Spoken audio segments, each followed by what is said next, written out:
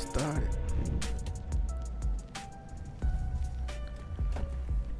Yo, yo, yo, what it do, what it do, what it do? And welcome back aboard Cardboard Sim. How's everybody doing today? Everything is working good there. Yup. Oh, I need to check one more thing. Make sure y'all getting y'all tunes in. Tunes are coming in. That's good. Yo, Val, what's up, my mans? I need to fix this camera. This camera's on high.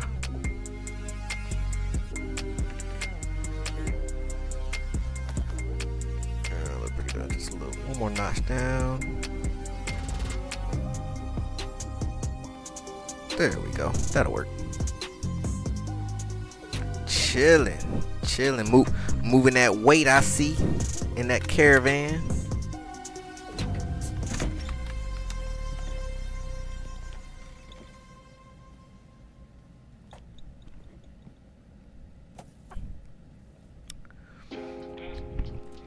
All right. So for today, that's good. Oh, I need one more thing I need to do. Let's get this loaded in real quick. Things should be a lot smoother today.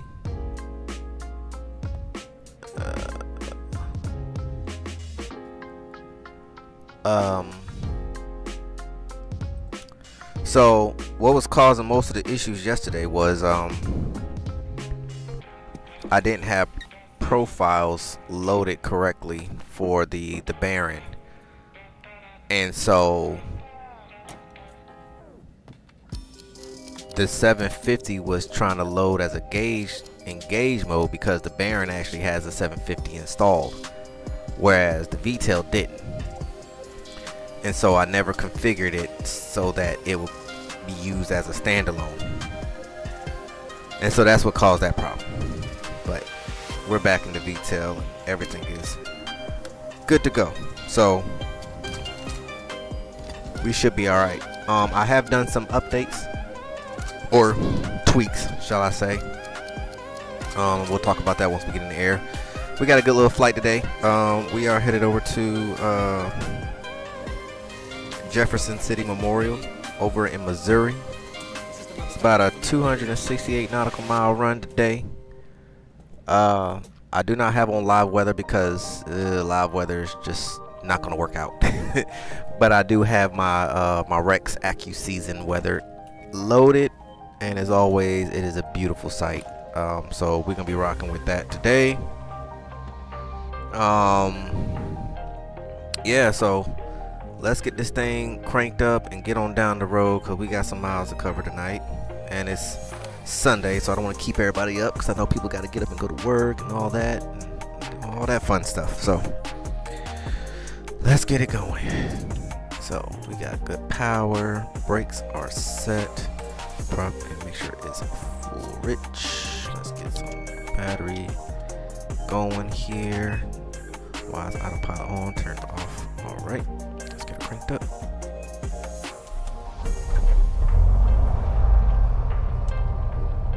And we have ourselves a good start. Let's get some air going on in here.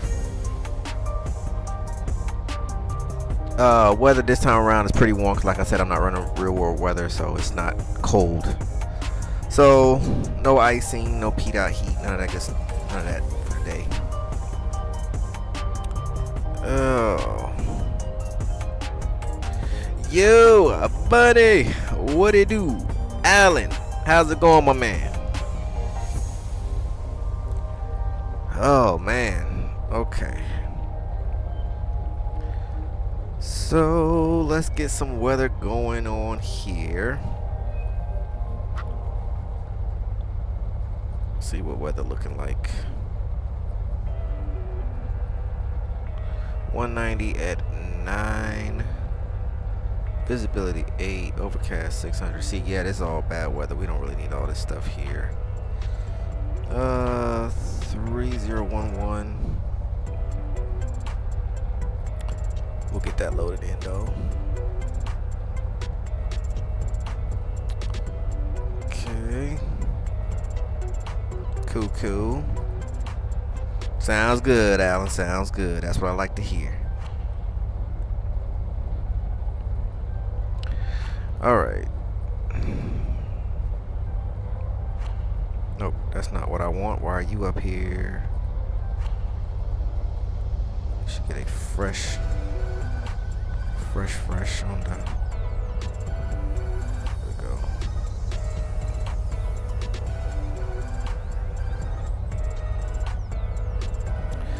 go. Let's get clearance at 11975.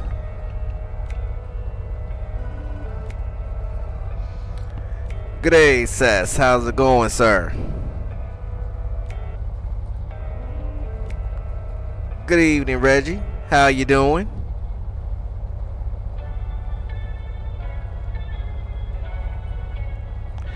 Is let me see. Nope.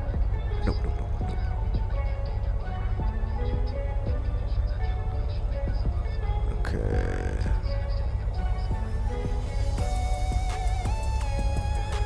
Let's get that sorted. All right.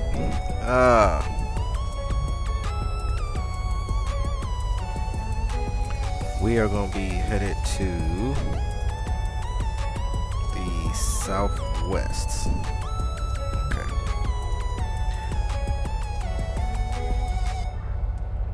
Clearance, Bonanza 424, Romeo Papa is at General Aviation, looking to pick up VFR flight following to Jefferson City at 4,000.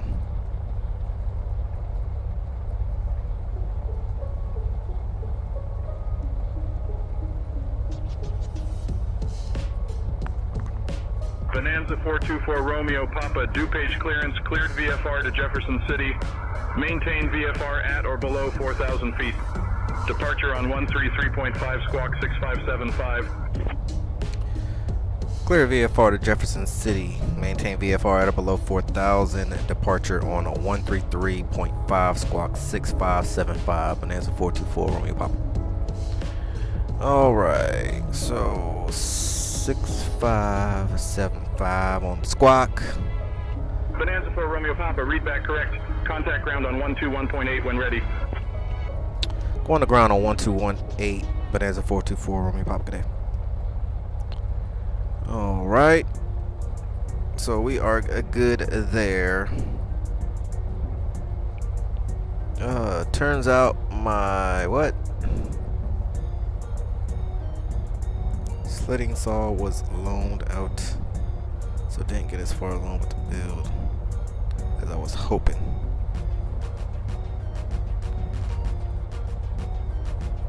You, what do you do, my mans? Hey, it's all good, Mario.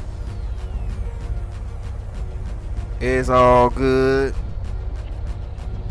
I did, however, load in that Jefferson City add-on from FlightSim.2, and it's pretty cool, man. I was kind of messing around with it earlier just to see, what it looks like, and it's some cool features. So I definitely want to kind of stop at a couple things once I land to show you, or show everybody, how it looks. It's pretty cool down there. All right.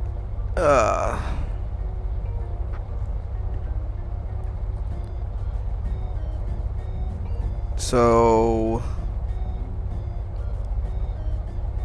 let's get this thing going. Ground, Bonanza 424 Romeo Papa's ready to taxi.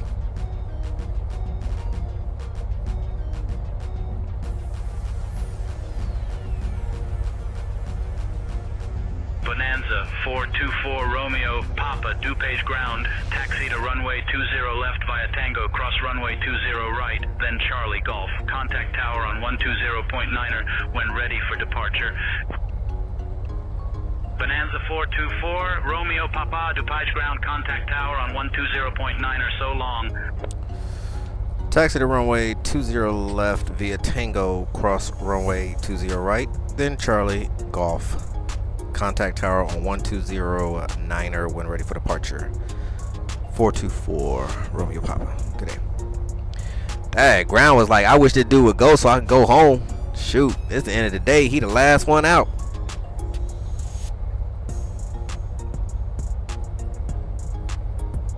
Ah, I got you, Jack. It's all good. I got you. That's pretty funny. No worries, man. All right, so we're going to 20 left.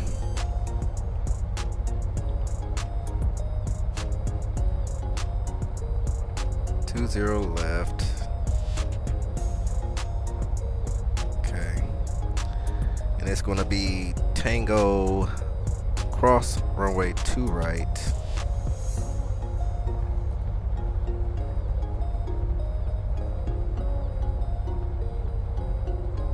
Then Charlie Golf.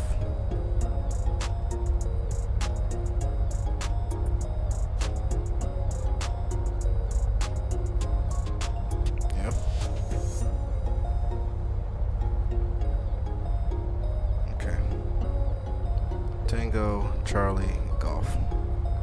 Alright, cool. Get some beacon, nav, and strobes going, and some taxis. Brakes are released. And let's get this thing moving. Brake check. Brakes are good.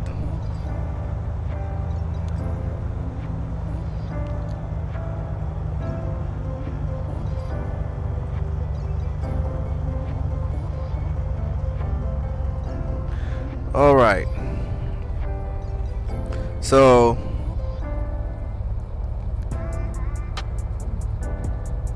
I was working with my buddy Jimmy, working on a little project in the back end. I got it up and running, but then I ran into an issue. So I tinkered with it until my brain couldn't tinker with it no more. But pretty much what it is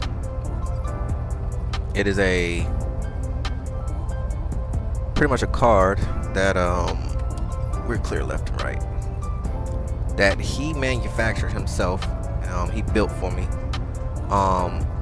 and what it does is it's pretty much a MOSFET board, pretty much. And what is it going to allow me to do is actually dim all of my LED lights from an encoder, because right now all of these lights are all, you know, USB lights. Are we going? Yeah, we're going here. And the only way to dim them is to use the 50,000 different remote controls that come with them. And that's why I haven't touched. I mean, these lights pretty much stay on 24/7. I don't even turn them off. They just run. I don't care, because it's just too much work, too many different controllers. So he made me a board, and so we was working on it, got the lights to work, and then I changed something, and then it went to nothing again. Well, I mean, they're working, but it's just not doing what I wanted to do. So more to follow on that. And right now, and I don't know if it's just because I got all these programs running. When I was flying earlier, see, look at this. Why are you sitting right there? What is the purpose? Yeah, move out of my way. You didn't see me?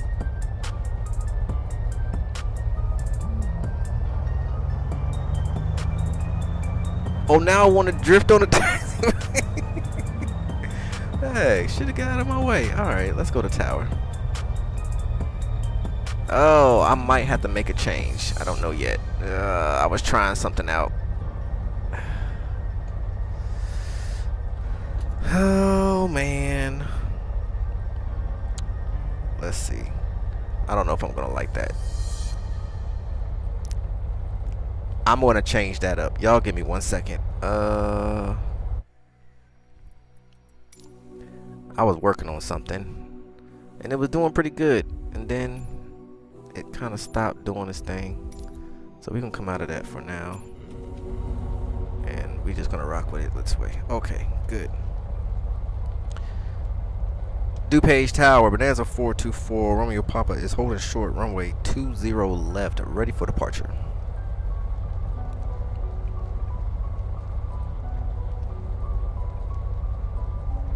Bonanza 424 Romeo, Papa, DuPage Tower, runway 20 left, winds 200 at 10, cleared for takeoff.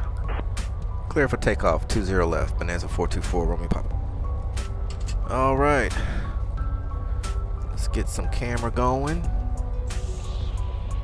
We got lights, and let's get to action. So, well, I'll wait till we get up in the air before I start talking all of the good stuff. I'm definitely getting close, though. I will say I am getting closer and closer to my goal with this thing.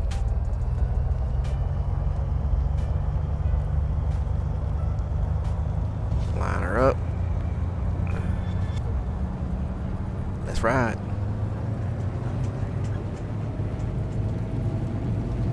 Airspeed is alive.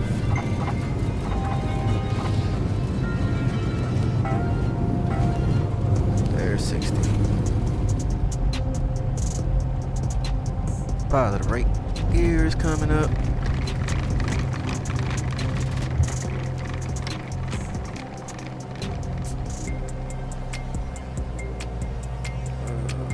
Departure is 1335. Go ahead and have that load in. Oh, a little too high now. Let's bring that nose down a little bit.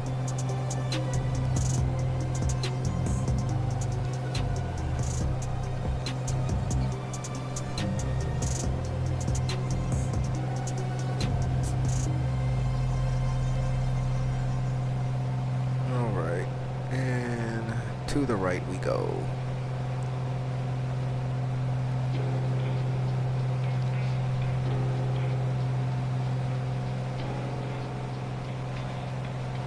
I am really loving this Rex weather Accuseason. The colors are just so much more like real than the default. I'm definitely gonna play around with it some more. I mean, that sun is just in your face, just like the real thing. The blues are blue, the clouds are thick. They're, you know, the textures and the layers are, yeah, it's amazing. All right, flaps up, gears up, lights are coming off, and we're about to track out.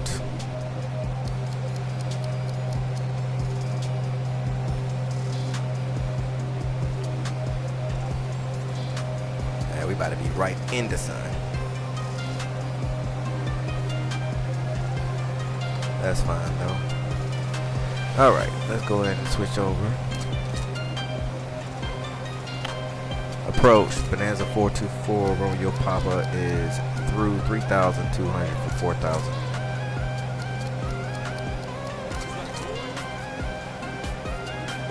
Bonanza 424 Romeo Papa, Chicago approach, radar contact.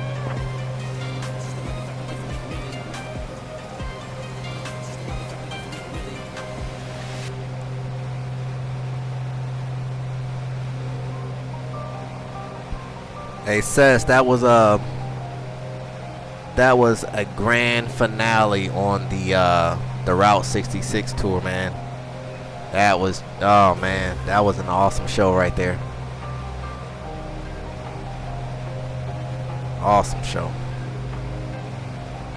I won't spoil it for everybody else. Hey, everybody in the chat, if you haven't, whenever you get a chance, head over to Sessim's channel, man. They just finished. Him and the boys over there just finished up the last leg of the Route 66 tour, and they really threw down on that one. So definitely go check them out. Oh.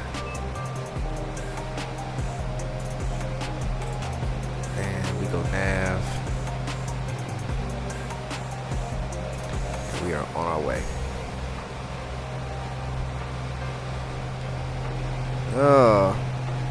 Little headwind going down.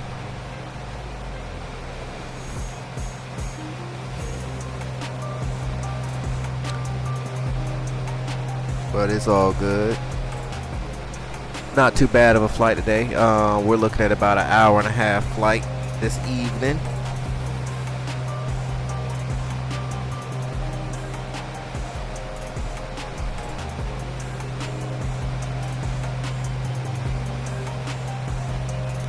So, let's get to it. Let's get to it.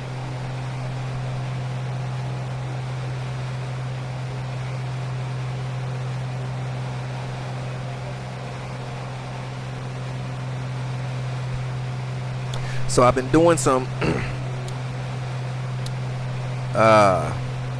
setting changes, as I try to do on a daily basis when I get some extra free time, to just kind of tweak some stuff and see just how much more I can squeeze out of all this money that I've spent, you know. And I found a video which was kind of crazy. I kind of stumbled over it. There's a video talking about, you know, NVIDIA settings and how to really optimize NVIDIA and the control panel and, you know, the GPU and all that good stuff. Now, I have done this before, but I did it a long time ago, and it never dawned on me until I watched this video. So the guy was talking about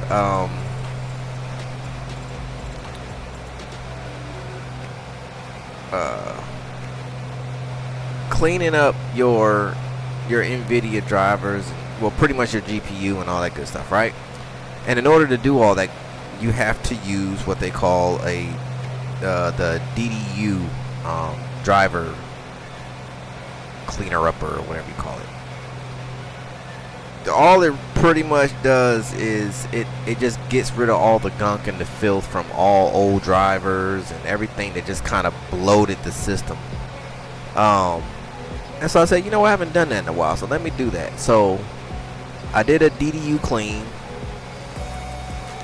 and then I updated the driver again, because I updated it before, but then when you do that, for some odd reason, it kind of resets things back a little bit.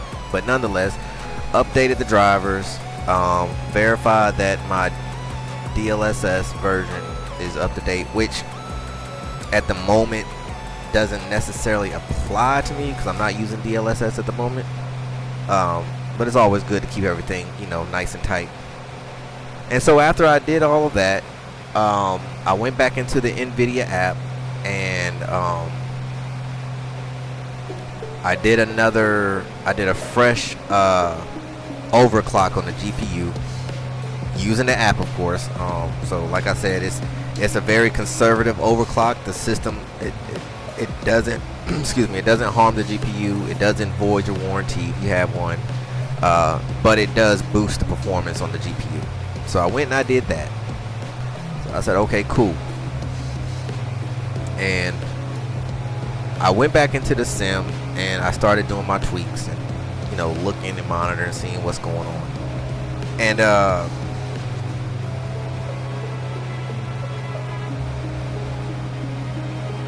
for starters, as I said, I was running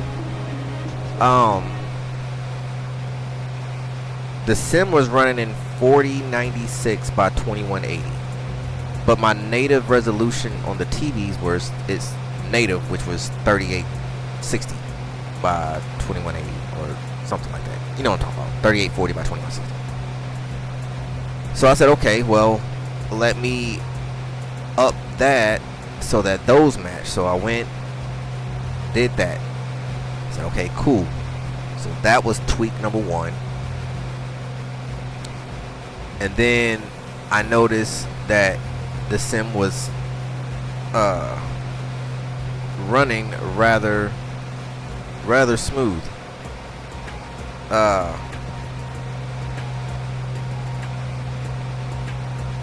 So I said, okay, well, if the sim is running smoother now, let me do some more tweaking. So another thing that I learned is your depth of field. I mean, I know it's not an FPS killer, but I know it can affect your performance.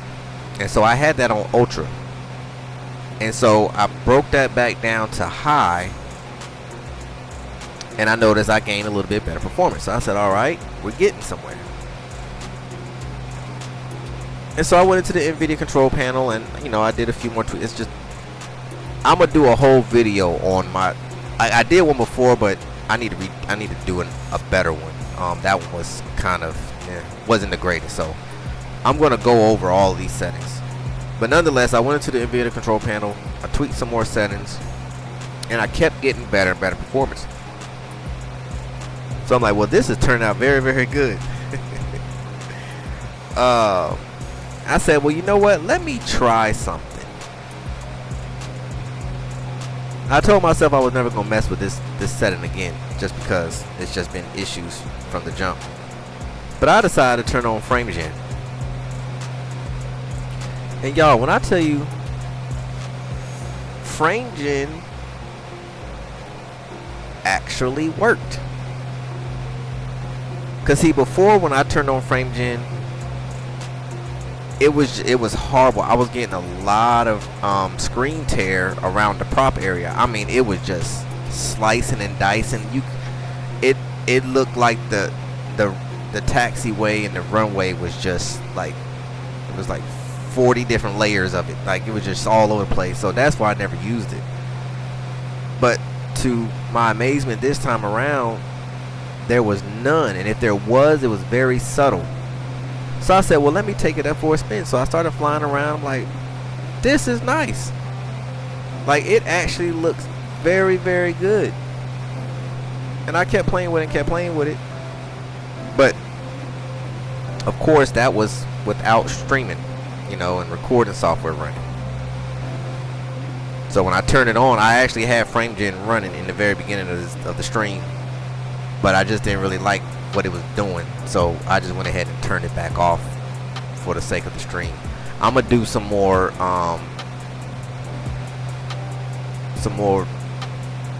playing around with that. But I will say, when I turned frame gen on and it finally worked right, I was just like, oh, this is crazy. So that is that's the update for today. I'm gonna be messing with my panel throughout the week as much as I can, because what I'm going to end up doing, I have a whole, so inside my man cave here, I layered up the ceiling with like a 50-foot 12-volt LED strip. Bonanza 424 Romeo Papa Chicago approach. Contact Chicago Center on 135.15. Going to 13515 Bonanza 424 Romeo Papa Cadet.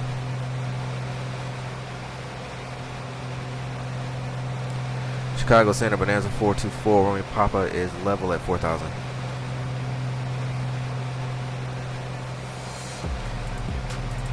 Bonanza 424 Romeo Papa Chicago Center. Good afternoon, sandwich altimeter 29.901. 29901 Bonanza 424 Romeo Papa. So now that board that he made me is a 12. It runs off of 12 volts. So what I'm going to do, even I don't know if I'm gonna be able to get to it this week. I still got to finish troubleshooting what I got going on with it. But I'm probably gonna snatch all of these LED strips out, and I don't know, use them for something else. And what I'm going to have to do is I'm gonna cut those LED strips that I'm going to bring in. I'm gonna cut them down to size for each area, right? So it's gonna be 1. Yeah, so 1, 2. I'm gonna add a third one down here underneath the underneath my switch panel here that runs all the way across. Cause right underneath there are my my makeshift circuit breaker panels, and I would like to throw some light onto that, so I'll probably run another strip on that side and this side, so that'll give me 1, 2, 3, 4. So I'll run 4 different ones, and he made it to where I had 6. Hey yo, that's the man of the hour right there. I was just talking about Jimmy. So he gave me 6 points, or I could run 6 altogether. So what I'm gonna have to do is, like I said, I'm gonna cut them down to size, and then I'll just solder the ends, and then tap into the board from there. So that way my encoder can dim and brighten all of them at the same time. And then what I'll probably end up doing for the other 2, well, I'll still have 2 left. So for at least another one, my 4 indicator switches here for the flapping gear, I'll run those on a separate encoder. I need to order some more because I only have 1 available at the moment, so I need to put some more in order, so then I can have 2 encoders, one for the backlight, quote unquote, and the indicator lights. So that's fun, man. It was cool though. I mean, like I said, it does work. Something went haywire when I set up a precondition for it. Once I set up my power switch, my battery switch to it, then she started acting funky, and I've been chasing the issue ever since. So, but more to follow on that. That's gonna take me a little bit to get all that done.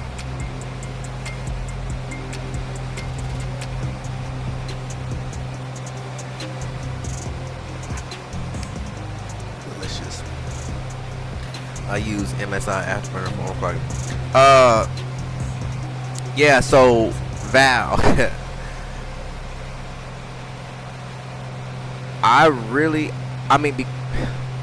have no reason to overclock the CPU. Not right now, at least, just because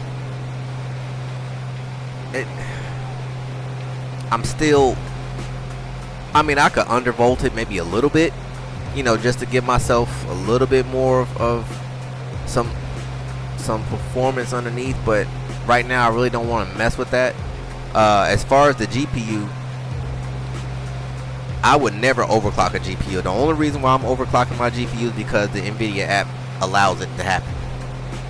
I've never manually overclocked the GPU, and I would never do it ever in my life. It's just that's just not my thing there. And what's crazy too about Afterburner is, even I've tried to use Afterburner just to have all the information displaying up on the screen versus using the the NSIM FPS counter, but for some odd reason, every time I try to use Afterburner's software, my sim just goes into a complete utter, like, it's either me or that. We're not doing both. And it just literally just starts stuttering so bad, so I just deleted the whole program off my computer because it just caused so many problems for me.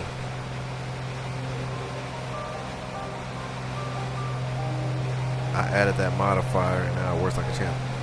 Awesome, Jimmy. Yeah, I'm still chasing that blinking. It's still blinking right now. I don't know what it is. I had went in and turned off.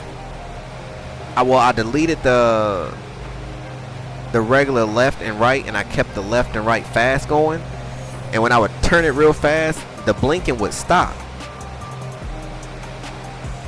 But then as soon as I do 1 or 2 clicks, the blinking will come back on. So I don't know why it's doing that all of a sudden. I might have to delete the whole thing and then start it back over, you know, and maybe see how that goes.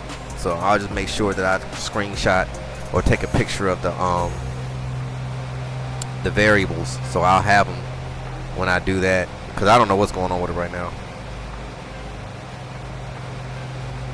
Yeah, it's just a weird thing. I use crypto mine. I've done some funny.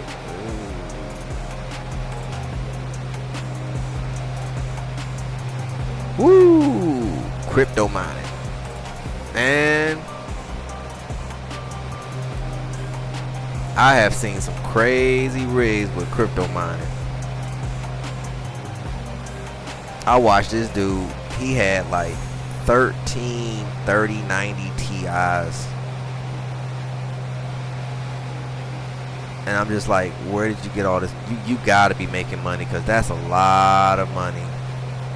And then he was turning around and selling them, because I guess he was getting out of the mining rig game, and he started selling them for like this was a little while ago though, but he was selling for like $700-800 a pop.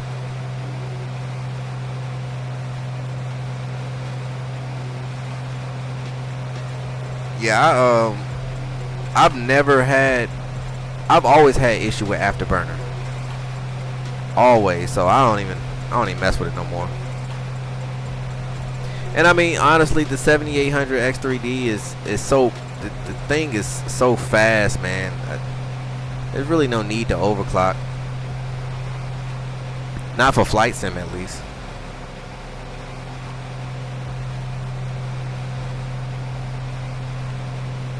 And I mean, you know, over time, sometime in the future, I don't know when, but probably, I'll say within the next 2 years, I will probably end up either doing another build,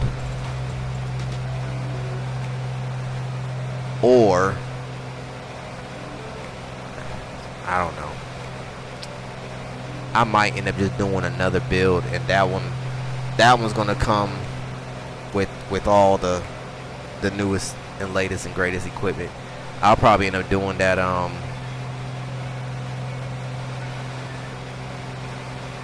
that new X3D that's coming out. What is it, the 5800 X3D?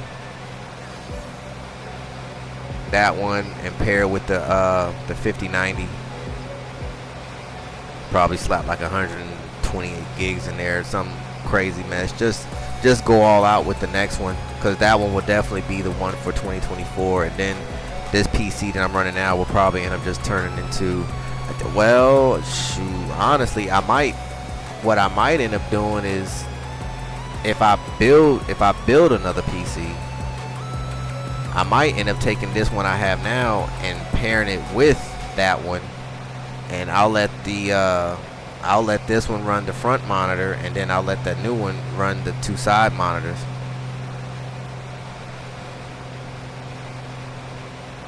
And then still, you know, have a little cheapo, you know, streaming PC on the back end. I don't know. It's all wish list stuff right now.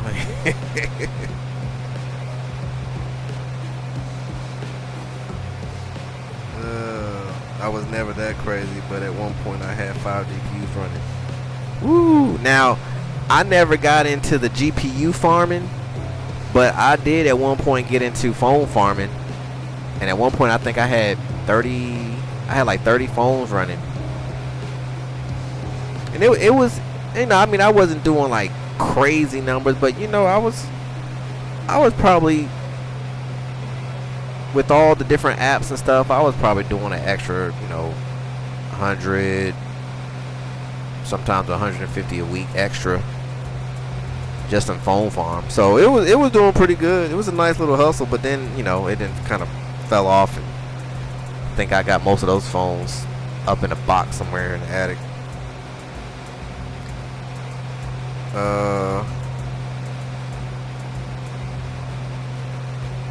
deleted Discord people who I didn't know were coming over my speakers, and I thought the program was closed. Whoa, that's crazy.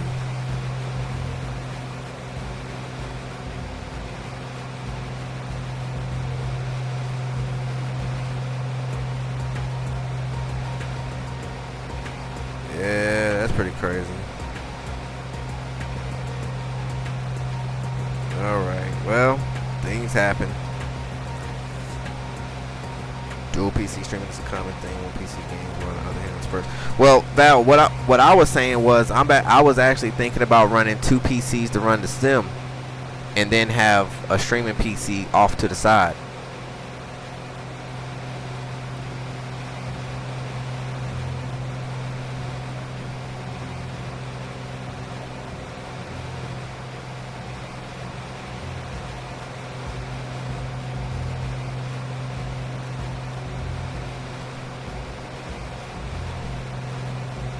Yeah, I mean, you could,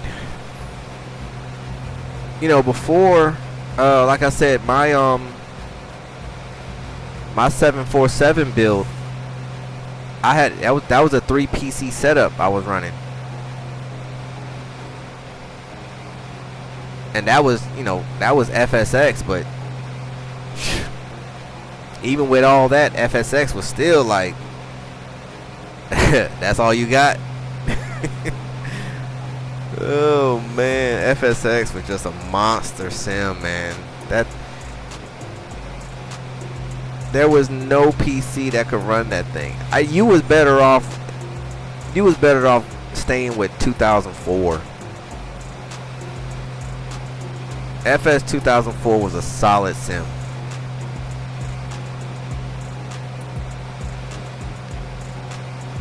But yeah, I mean,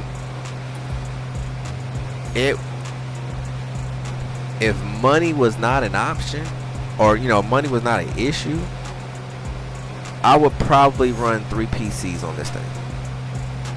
I would run 1 PC per monitor. I mean, you can kind of call it overkill, but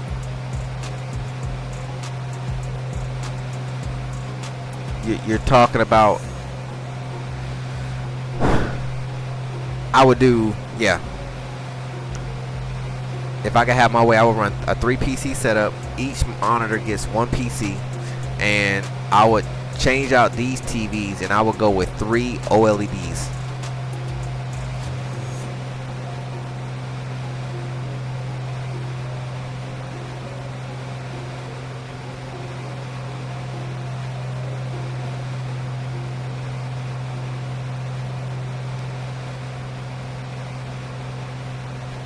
Run a server with a NAT, home assistance, web page, and all your video using Proxmax.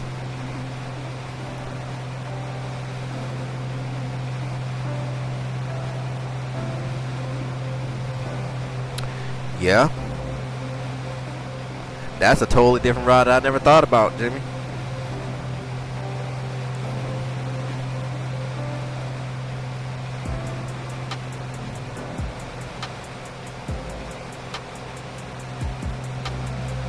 Because I mean, that would take the weight off the. Oh, Jimmy, you got me thinking. Hold on a second. Hold on now. Oh.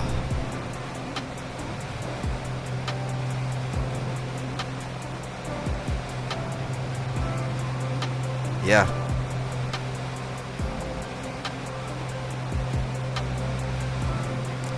That's actually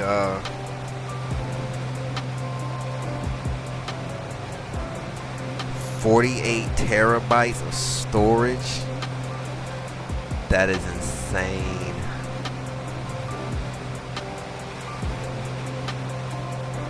Pulls about 68. That ain't bad. 68 watts.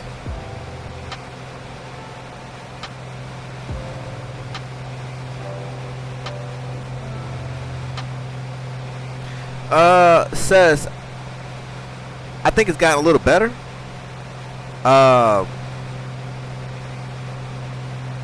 I think I need to bring down.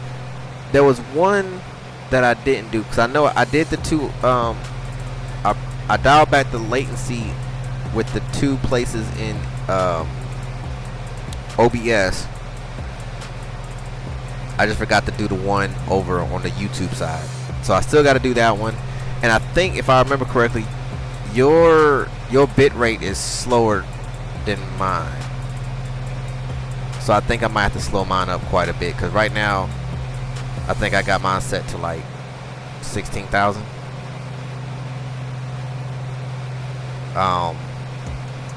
And I know that they say, like, you know, for 1080p streaming, 6,000 to 8,000 is pretty much the sweet spot, because pretty much anything over that is pretty much a waste of resources. But I like to go big and go home sometimes, you know. But I can tell within the stream right now that the delay is not nearly as long as it was before.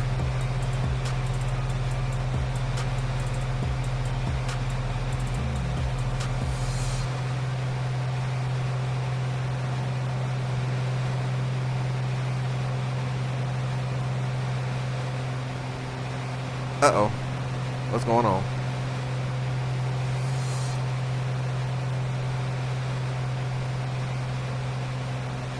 Hold on a second. What happened to my thing?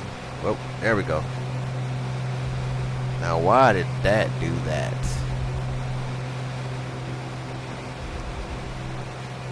Where is my...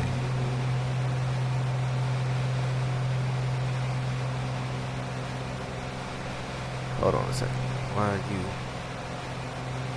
There's that. Why is my whiteboard not displaying? Oh. Alright. Well, so much for that. Now I gotta figure out what's going on with that. Why did my whiteboard go away? That's me, y'all. That's not the thing. For some odd reason,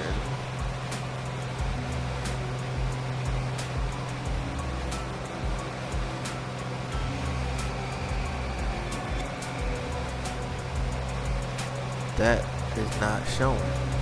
All right, well, I'll just leave that off then. I'm not about to mess with that right now. Good news, good news.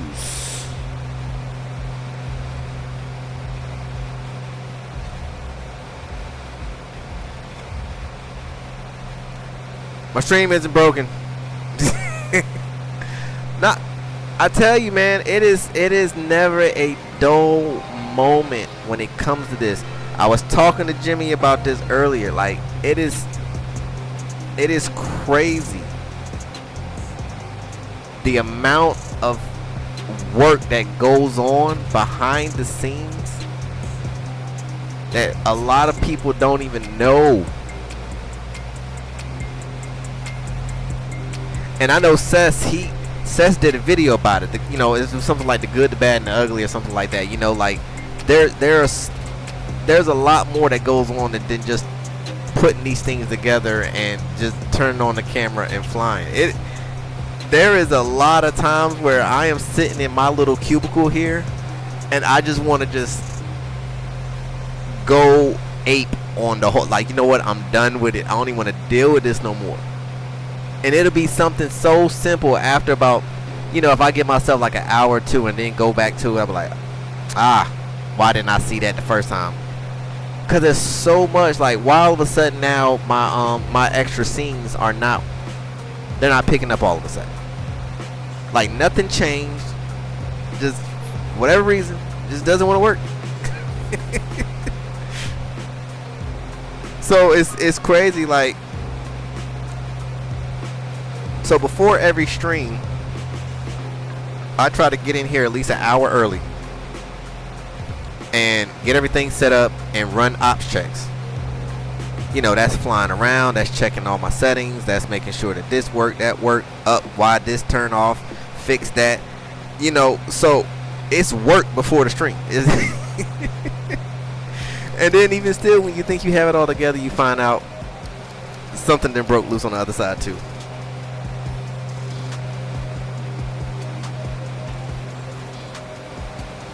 I had the controls. They were perfect last night. Today everything was messed up. Yeah.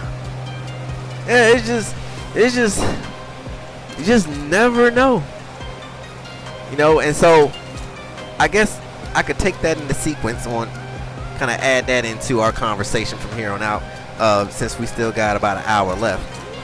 Let me explain to y'all, for any of those out there who wants to take a gamble at building yourself a sim, Val, I need you to hear me loud and clear on this, buddy.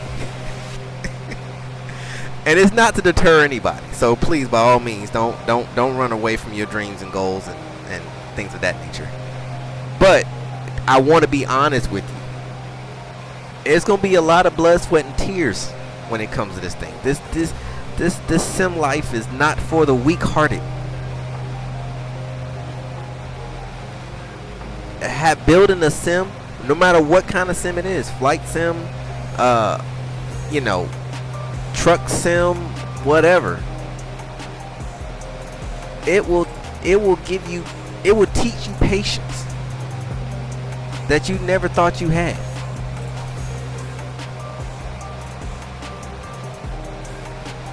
There are going to be days where you can just hop into your sim and everything just flows, and it's just a beautiful thing. I mean, literally just turn everything on, everything works. That's what we strive for every day. The reality is,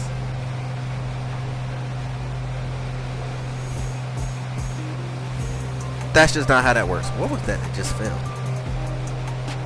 Am I losing my mind? Am I tripping?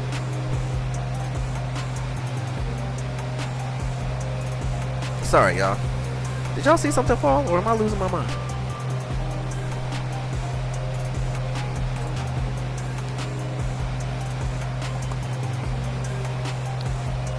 Well, whatever.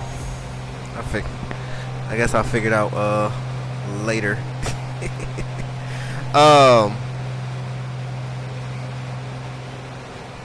So you're gonna get to points in the build process, and you're gonna get stuck. And it might take you a couple hours, it might take you a day. There's been times where I've got stuck, like when I'm gonna tell you one thing that had me stuck for about a month. No lie, no exaggeration. For a month, I could not figure this out to save my life. I had all of this up and running, right? Everything was fixed, everything was working, but I could not get one of my encoders to work on my CDI. My head and bug worked perfect. The nav or the OBS, I could not get this thing to code to save my life. And I mean, I was just like, I refused to be defeated, but I was being beaten. And even though it's something that simple, it was something that I wanted to work. And it literally took me a month to figure out how to get that thing to work. Crazy part is, I don't know if it was a sim update or something changed, and I couldn't remember how I got it to work. It took me like another 2 weeks after that to get it back to work. When I say simming is not for the weak, it's not for the weak. Now, the easiest way is to buy all plug-and-play systems. But even still, you have your issues with that as well. But that would be the easy route. But that's the more expensive route too. So now you got to go with the cheaper route, because everybody out here trying to save $1, right? And there's so many different programs and so many other avenues that you can take to save and to still get the same result that you want. So they introduced mobiflight. one of the greatest, if not one, I would say, I would have to say number one in or at least top 3 softwares for sim builds. To be able to add your own switches and then code them into the plane or whatever sim of your choice, they don't get no better than that. Now, mobiflight comes with a cost too, because if you don't know, I mean, well, basic mobiflight is pretty self-explanatory because there's a lot of presets already in there for you. So, you know, your basic light taxi, beacon, you know, landing gear, flap, all of those are already presets. So there's really not too much you got to do. It's pretty much click and then play. But there are some things where you're going to have to learn how to do a little bit of coding, or at least have an understanding to get the results that you want. That could take time. That can make your head hurt. Kind of like what I had with my nav encoder. But once you figure it out, it becomes, it's just like the weapon of choice, because you can literally put a whole sim together. Like, you could go on Amazon, buy a whole boatload of switches and encoders for dirt cheap. Buy you some cable, some wire. It doesn't matter what kind of wire. I mean, you'll figure out what wire works for you and what wire doesn't. But at the end of the day, you're only sending a 5-volt signal, so it's not like you about to burn the house out of nothing. And then you start putting stuff together. Like, you don't have to go and spend, you know, $500-600 on a real SimGear GNS 530. You could build one for cheap. I did it before I had the 750. I had the 530, and I bought a bag of these little micro push buttons, and I labeled each push button, and over the push button, just like I have my 750, is nothing but a little piece of black construction paper with a white pen that says Home Direct To, and there's a little micro push button behind there, and I wired that up. Boom. Button works just fine. And I did that for the 530, and then I went to Prop Wash Sim. I ordered me 2 dual rotary encoders, and those were my dual rotary encoders. They're dual rotary encoders with the push button function. So yeah, like, it's never a restful moment, man. Like, it's always something. And then even once you get all the electronics and, you know, you get everything that you want set up in your sim, and you sit down and you start playing, you start flying, you start doing whatever, your brain is always ticking in the back of your mind. I really could use that. I really need to change that. I don't like the way that look. I want to do something, and it just never stops. It never stops. So I guess I won't go any further into that. That is my first round of, do you really want to build a sim?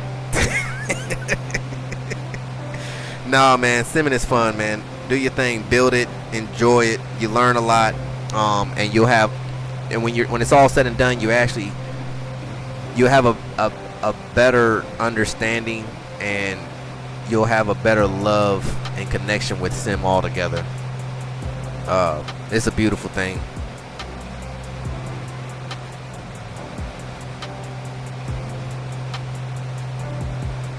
Oh, nothing is as bad as a DMV, man.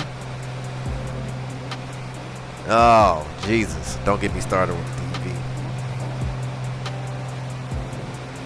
Yeah, it works perfectly, just enough to give you hope. Yep. It'll get you. It'll make sure it puts a smile on your face and then stab you in your back. The Real Sim G3X is 1100 and only works on only the few aircraft that have it. Oh man.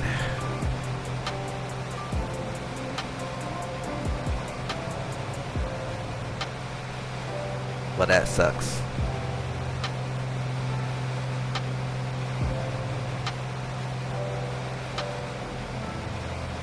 Somebody. And you said you've already reached out to Sim Innovations. Well, you said they just have an overlay bezel though. They don't actually have the. I'm gonna have to find somebody that. Well, it's either that or get the coding, I guess.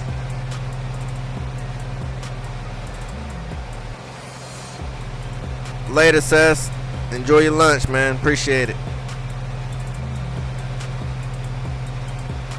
Yeah, there's definitely a learning curve in mobiflight. I mean, and I'm not going to sit here and say that I'm the perfectionist, because I still got a lot to learn as well. I think I got the basics down to where I can maneuver around mobiflight. Okay, it might take me a little while to work on certain things, but for a basic setup like mine, I mean, for the most part, it's pretty much basic. Yeah, that's good. Now that stuff that you had me doing earlier, that would have took me a little while.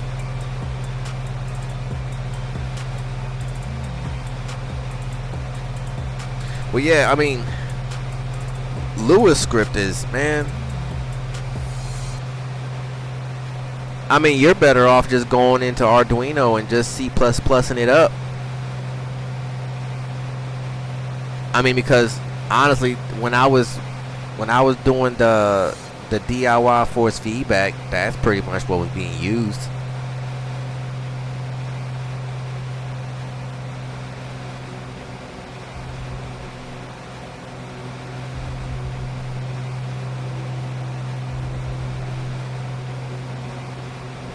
Yeah, like,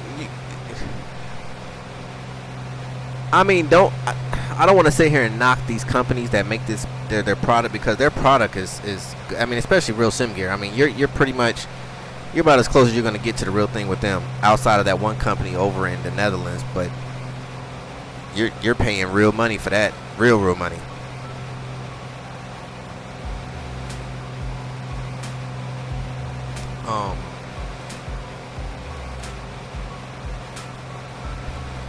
But you know, mobiflight, you know, that is, you can literally build a whole sim from mobiflight. Like, once you understand the basics and how mobiflight works, you can literally all of your switches. And then if you get yourself a hold of a 3D printer, like, okay, a 12.9 inch iPad Pro, even, because this like I said, this one is 6 years old. I think this is either the first or second gen iPad Pro.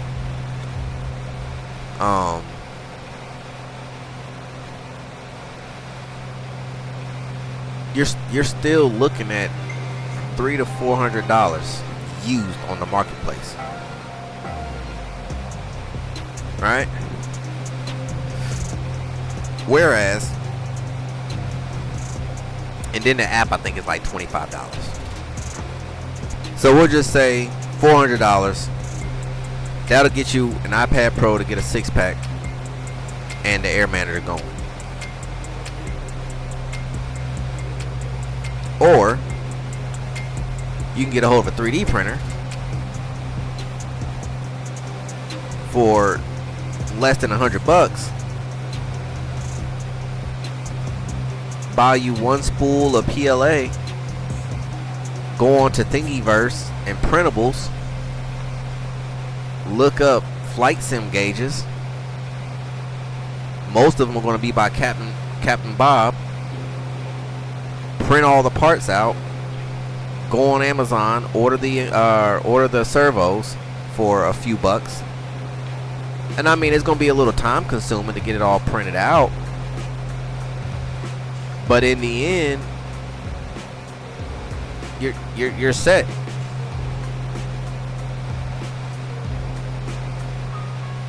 Now, like I said, I use my iPad for many things, so this iPad can slide right out whenever I need it for other tasks, whatnot. But you know, something like that. Like you can piece this thing together. And it's a little by little. Like I think a lot of people really want to, they see everybody's sims, you know, they see mine. I mean, I still feel like a lot of people don't even understand that my stuff is made out of cardboard. This is really cardboard, y'all. But you know, you see SES, you see G-Lot. Well, you know, G-Lot got a crazy sim. You got, sorry about that. You got what's my man? Skytation with the Learjet. You got November 8 33 Fox. You got Home Sim Pilot. I mean, the list can go on, but the point is, I think a lot of people come on these channels and look and like think that this happened overnight. A lot of these builds took time.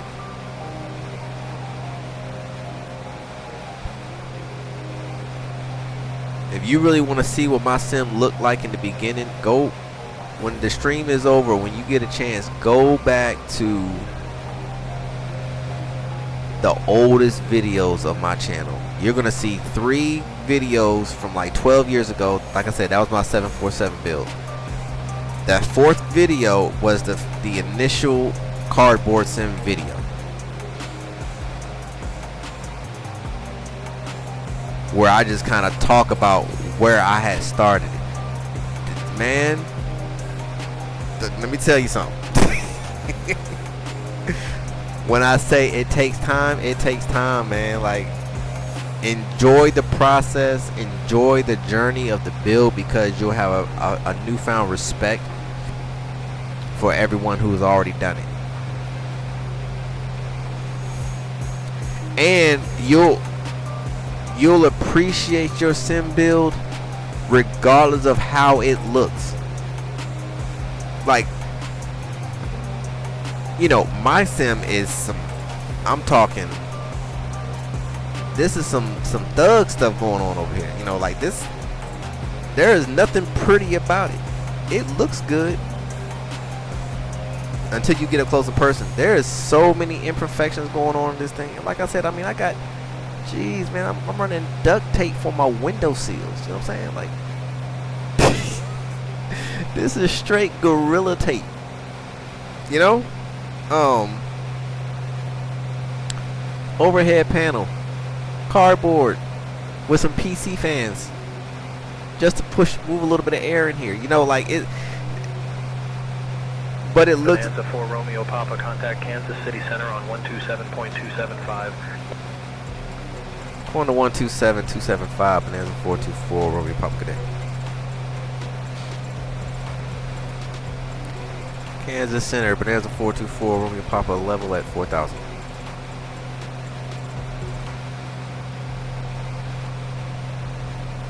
Bonanza 424 Romeo Papa, Kansas City Center, good afternoon, Astoria, altimeter 29.901. 29901, Bonanza 4 Romeo Papa. Oh, let's see here. We have a 3D printer in the house. Roommate owns one. Man, look, Val, tell your roommate you need that 3D printer, man. Tell you, it's gonna save your life in the end. The G3X is from Working Title, and I think maybe if I can hack the Coronado Mooney, I could do that. The guy I saw use a free AC. Oh, okay. That might be doable there, Jimmy. That just might be doable. For $1,100, I could buy three. For $1,100, you can buy about 11 3D printers. I mean, it really just depends on what kind of 3D printer you want. I mean, I guess I knew I didn't need nothing fancy because I was a noob to the 3D printer world. So, you know, I showed my wife, you know, what I wanted, and she got it for me for my birthday. And I put that thing to work on the first day. And, you know, I know the basics, and that's all I really need. So yeah, 3D. I mean, in time, there are some things in here that I would like to redo and actually add some 3D prints, just to kind of clean it up a little bit. Like I said, I want to put, I would like to print me out a bezel for the engine management system here, because that looks kind of naked there. I might try and print me out some bezels and get rid of these plastic cup bezels that I've created.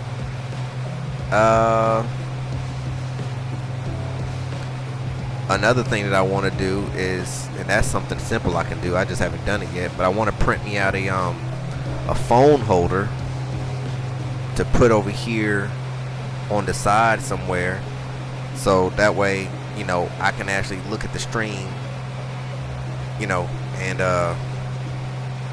not have to keep looking down. Which, I mean, I guess I can set it right here for now, honestly. See, you learn something every day. That will work for now, actually. Cool. All right. Got myself a little holder for the time being. I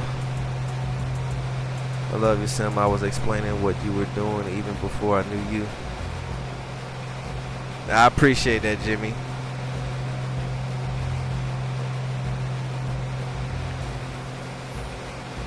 I went down the rabbit hole quicker than oh man. I was explaining your build that came before I knew you. Wow. That's crazy. I have to refresh my HTML and JSON skills and download VS Code. Oh man. Let the games begin, Jimmy. Let the games begin.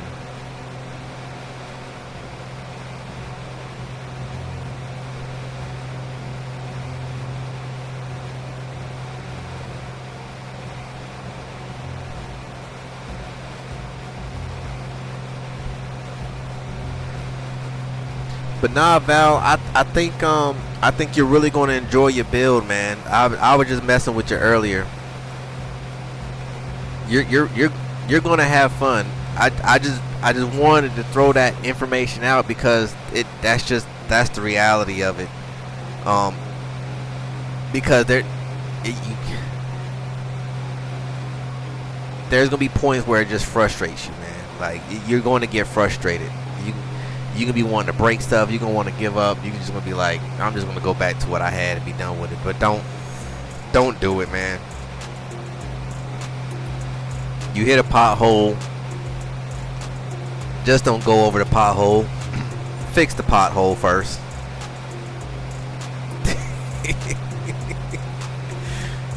That's the worst thing you could ever do in a sim build, is go over a pothole and keep it going. Nah, because I tell you what, that pothole is going to be there when you come back. And it might end up being worse when you come back around the next time. So you might as well take the time and fix it, and then keep on pressing. But I am looking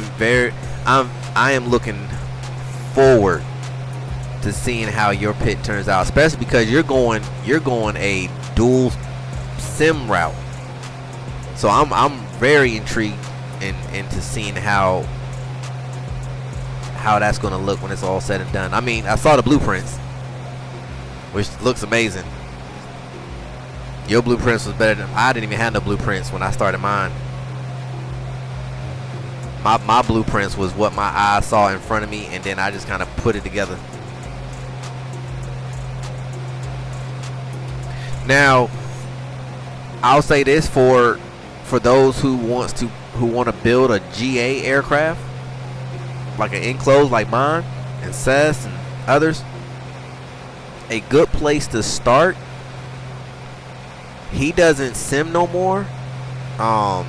He ended up, I think he is in the process of simming again. I don't know, because he did come out with some videos after he sold his sim.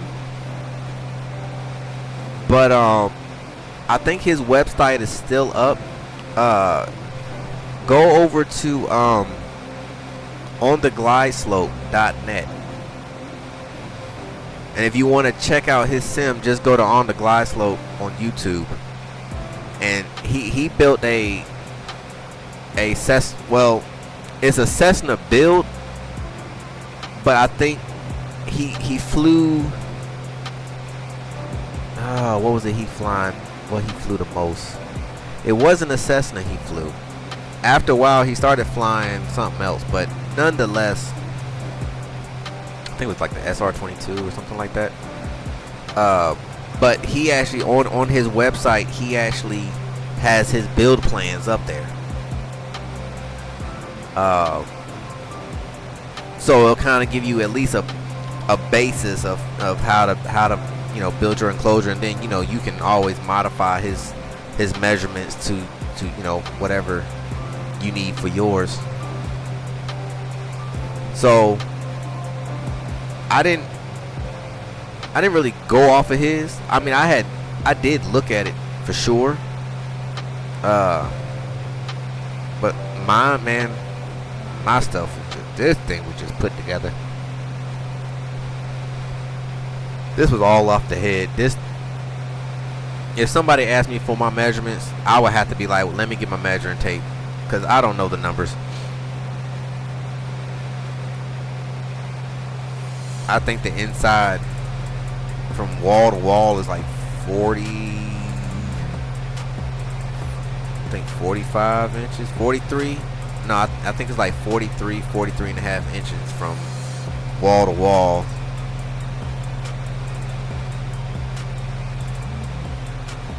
Somewhere around there for sure.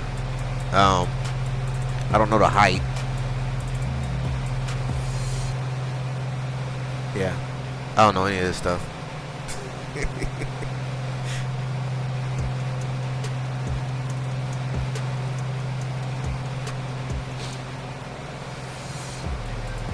But if you can put your mind to it, you can do it for sure.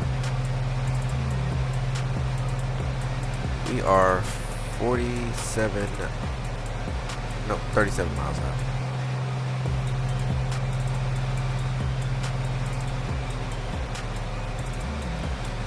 Taking a look at my fuel here. I got enough, but I also didn't lean it out either. I'm balls to the wall, so I'm burning 20 gallons.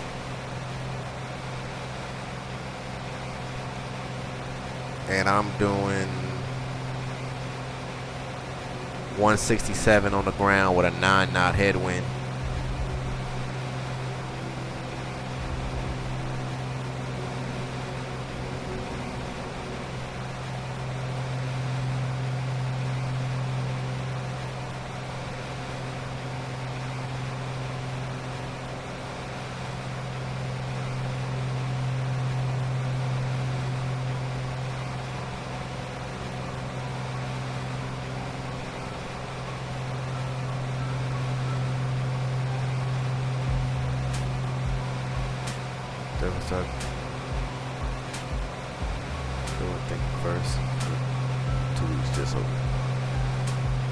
I mean, shoot, ain't nothing wrong with that valve.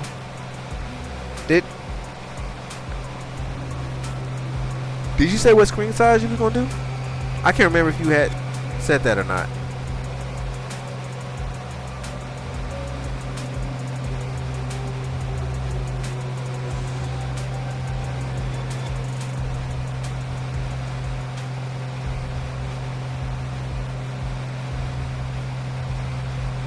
.32s. That's right. Okay, I remember now.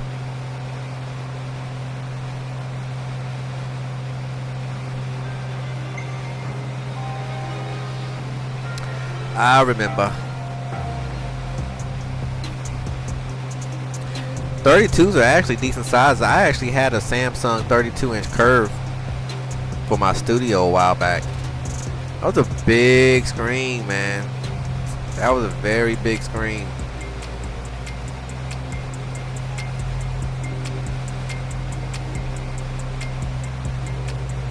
So are you gonna do like a 45, 90, 45, or okay, 332s at 60? I got you.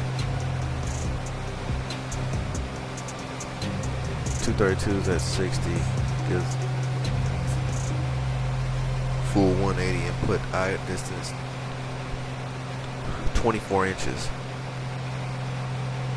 See, I don't even know the distance between my eyes right now on my front TV. If I had to guess right now, I'm probably 2.5, almost 3 feet. Let's see. And up to the side, 1, 2. Yeah, I'm about 3 feet away. Yeah, 55-inch screens. Now that's just from the front. I'm literally like, I'm right on this one right here. So it's, you can see that in the video though, or in the stream. But what I find so crazy is in the simming, and maybe just because there's not a lot of motion going on, so it doesn't hurt, it doesn't strain the eyes, versus like if you was trying to watch TV, you know, and you was right up against it, you know, your eyes, they hurt, like it's too much going on. But for some odd reason, sitting right here next to a 55-inch TV and looking right at it, it doesn't seem to bother you.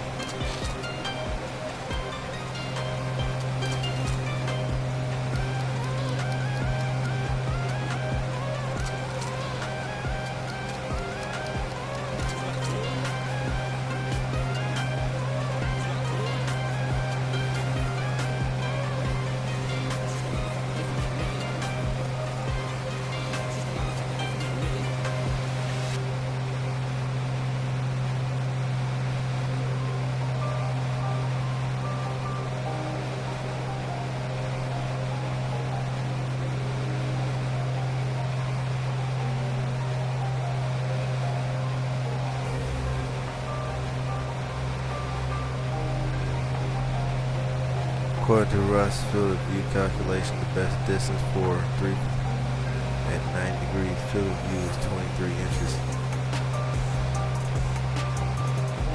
I mean, you know, I could slide forward, you know, and change that.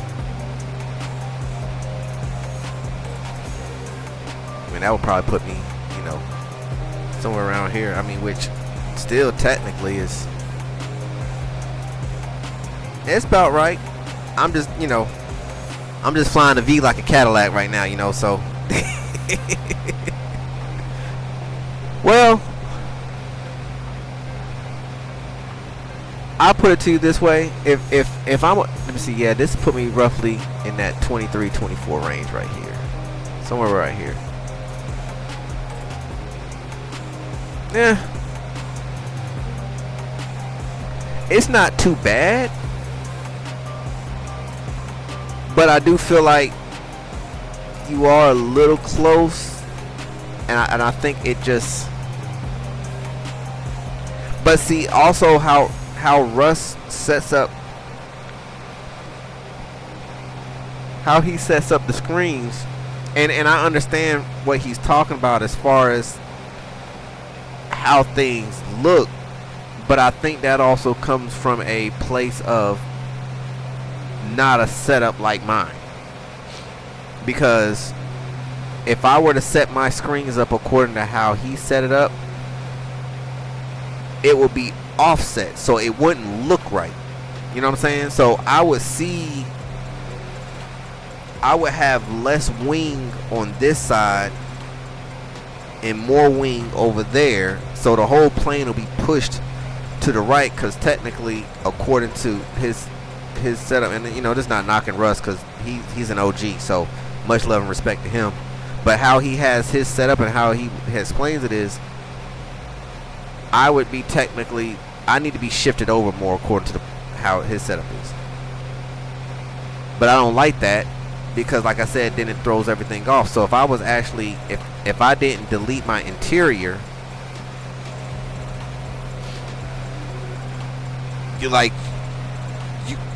You know what I'm saying? Like it's a weird concept. I think it works for people who actually still uses, like, who doesn't really build a full enclosure. You know, someone who actually still uses the actual sim itself to fly. Then I guess that makes sense, because the center of the screen, like, I'm not in the center of my TV. My front, you know, I'm left of center, as I should be. But what he's saying is, if you're sitting center of the 3 TVs, the plane's going to be offset. So the center of the front TV is actually going to be the pilot seat. Which then, when you look at the right monitor, you're going to have all of, you can, like, see the co-pilot seat and all that. So yeah.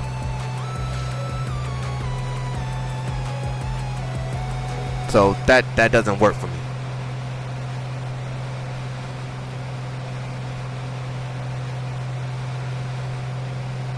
Now I know who else does it like that. Sima. I don't know if you watched any of his videos.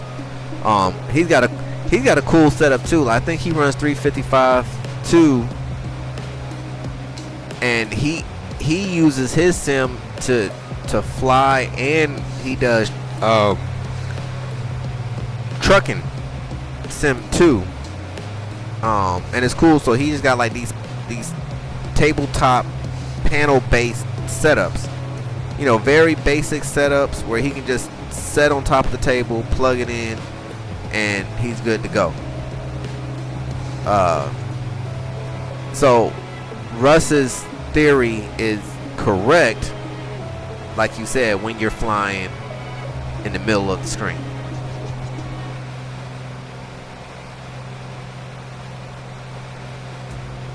Oh yeah, well then that'll work perfect for you, Val. Yeah, because according to your blueprint, yeah, you're gonna be sitting center, so that will work.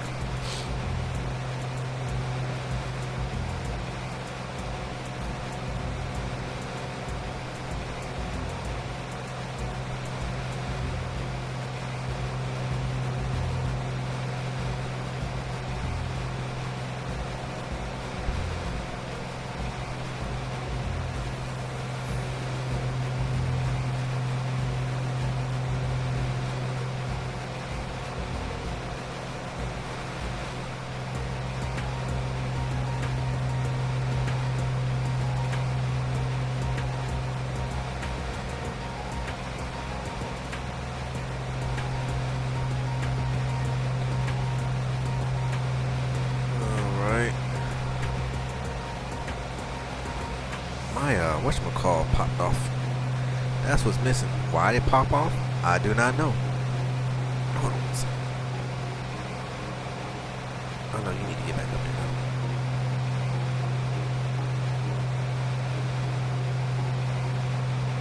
There we go.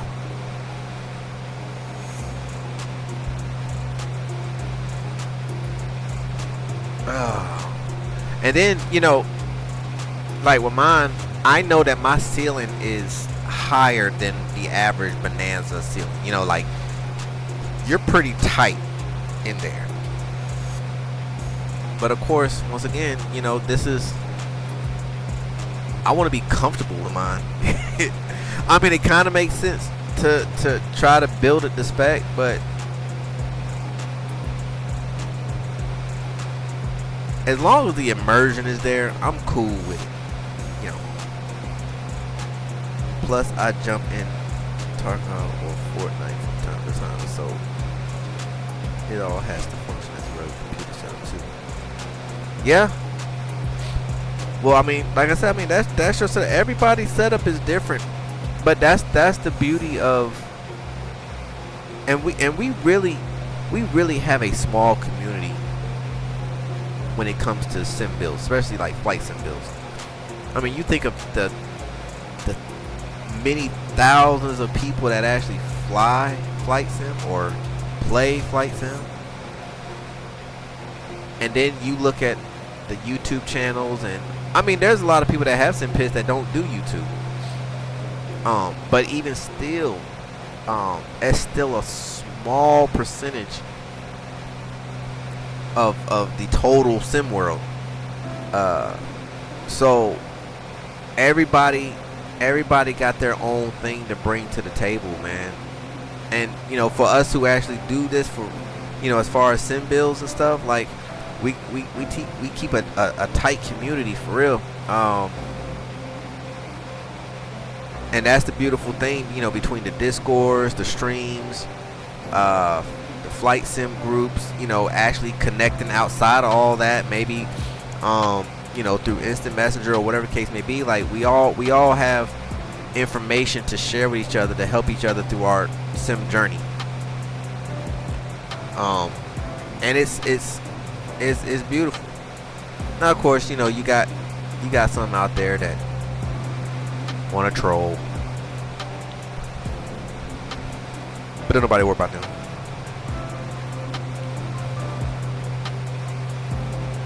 Do what you love and love what you do.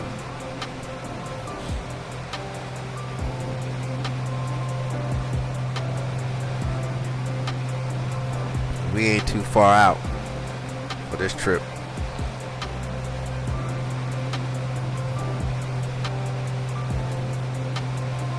Yeah, I appreciate that, Reggie.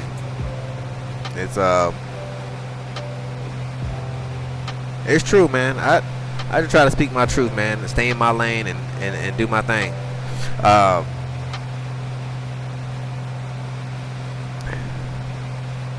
I wish there was a lot more of us, and I think we're growing over time. I mean, with where flight sim has improved so much over the years, especially with FS2020, and you know, now FS2024.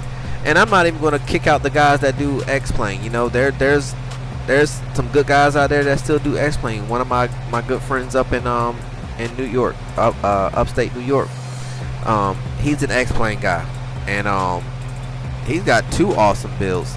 He's not on YouTube, but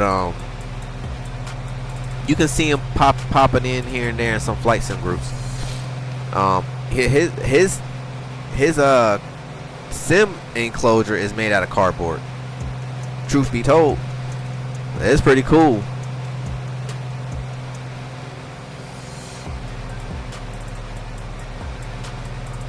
There are knuckleheads everywhere. Yeah, they gotta show their face, but they are what keeps the world going. Once 24 gets his feet under it, it'll grow the community. Oh yeah, without a doubt, Val. Man, 2024 is about to change the trajectory on how flight sim is supposed to be done. I just wish I wish there was a way that I could snap. I just want the night lighting out of 24 and just bring it into 2020, man. The night lighting is so gorgeous in 2024. I mean, just, you know, it's like this. 2020 has halogen headlights. 2024 has LED headlights. If that makes a difference, like it's. And I'm not saying that 2020's night lighting is bad, but the detail of the night lighting in 24 is, oh my goodness, you gotta see it. You gotta see it to understand what I'm talking about. I can't explain it any better than that.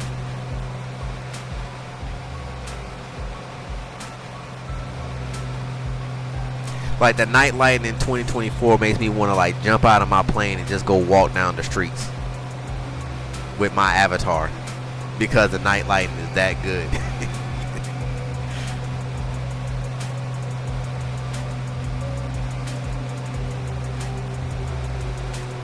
Oh snap, Val, don't tell me that.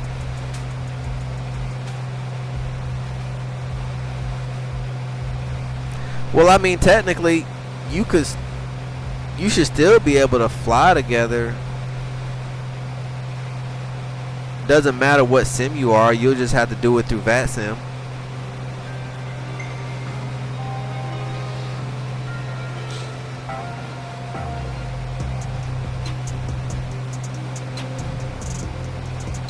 might have to check on that. Cause yeah, when I mean, it's been a while since we've flown together, but when we were flying pretty, you know, I would say at least once a week, you know, we would go up in the air and whatnot, and you know, like I said, he flew X-plane, but we always flew together. I actually did a couple videos with him early this year.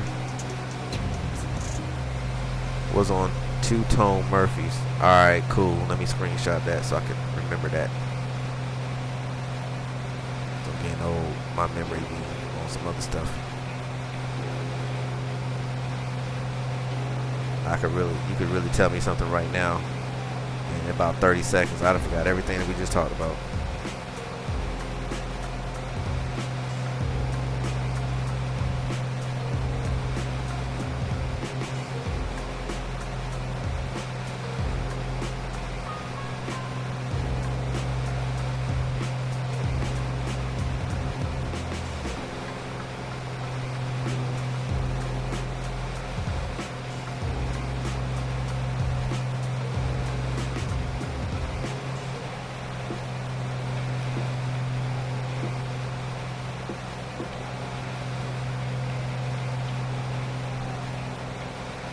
Well, we're about 51 miles out, y'all.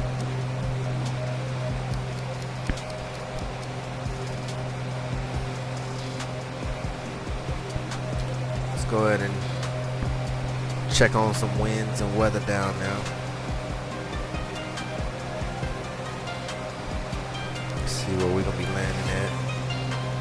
Weather is 150 at 5. Visibility 10. Broken clouds at 29.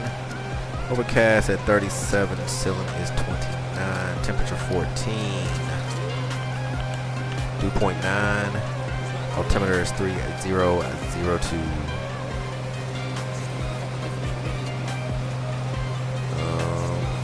Okay. Anything on the NOTAMs?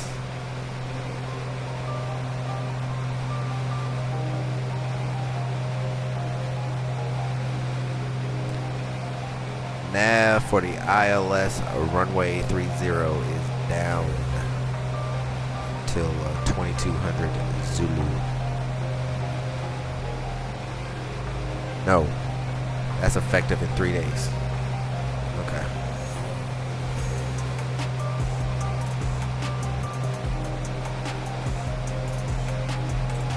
Today is the 15th. All right, cool.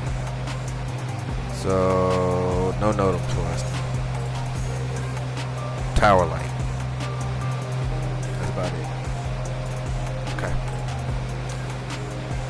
Oh, it looks like runway 9 or 12. 9er or 12 gonna be our runways of choice.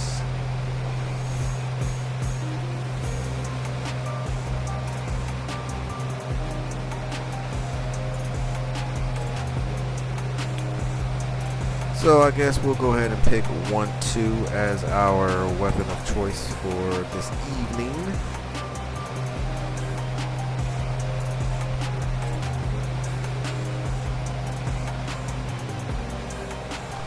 Beautiful sunset, y'all. Hey, if y'all haven't got Rex Accuseason, y'all need to get Rex Accuseason. This is just some beautiful stuff right here.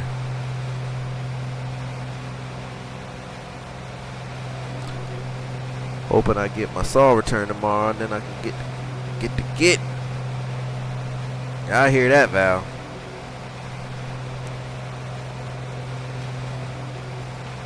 Ain't nothing worse when you trying to get something started and then you held back by something silly like that.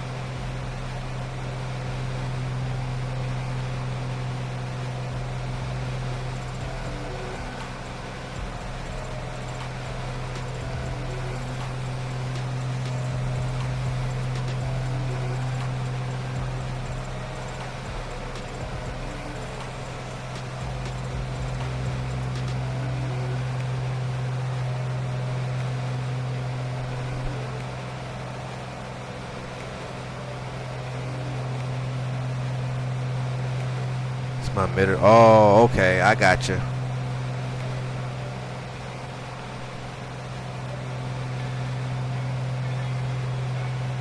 Yeah, you need that, man. You definitely need that. Well, hopefully everything work out and you can get that tomorrow.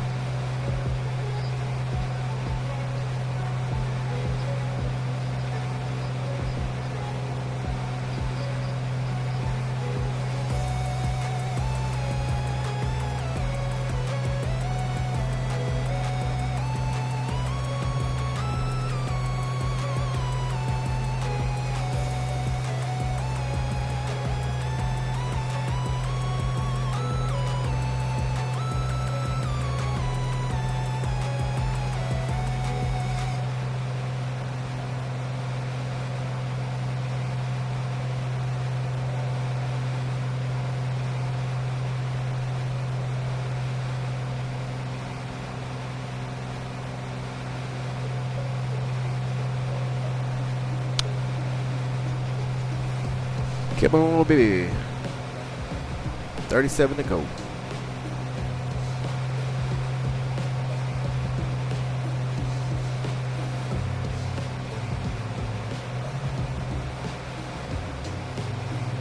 Man, once you put the skeleton together, man, you gonna sit back and be like, oh man, I see it. I see what I want.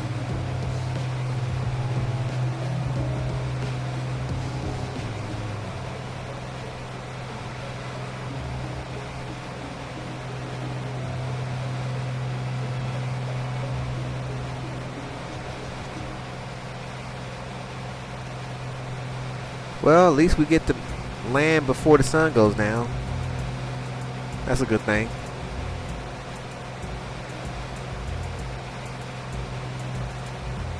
I think tomorrow we headed to Kentucky.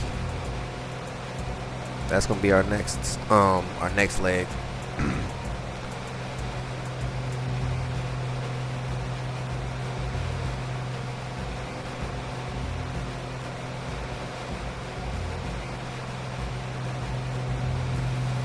I gotta find me some add-on scenery for tomorrow. See if I can find something good for Kentucky.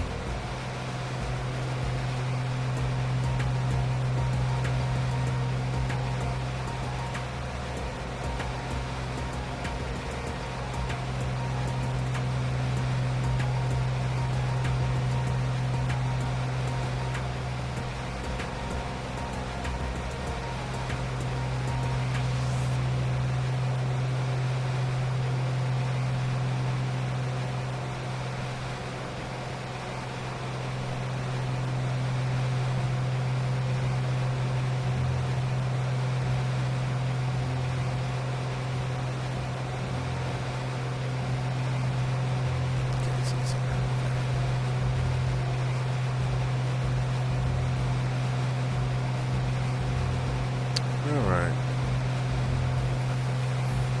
31 to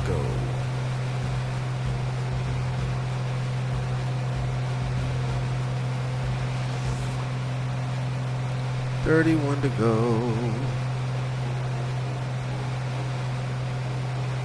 So there's two things that's at this airport at Jefferson City that that are pretty cool in this at this airport, and the developer did a fantastic job putting this airport together. It's actually a free scenery over at FlightSim.2. It's what is it? Kilo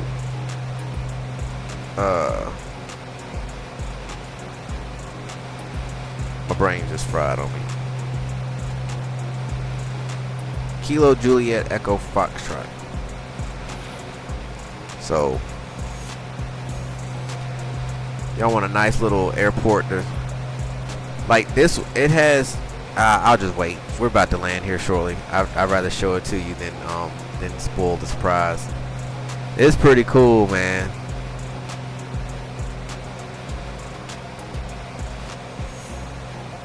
So actually landing on runway 12 is perfect.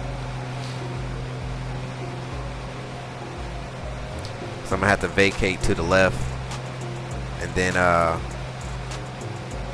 check out something over there, and then I have to come back across, and then we'll pull up VIP.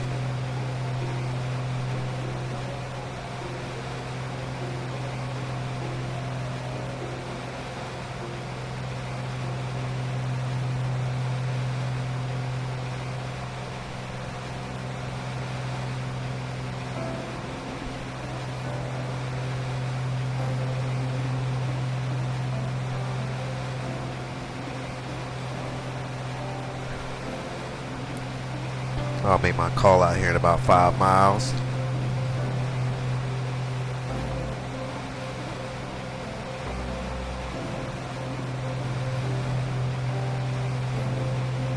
See, we are northeast. Okay.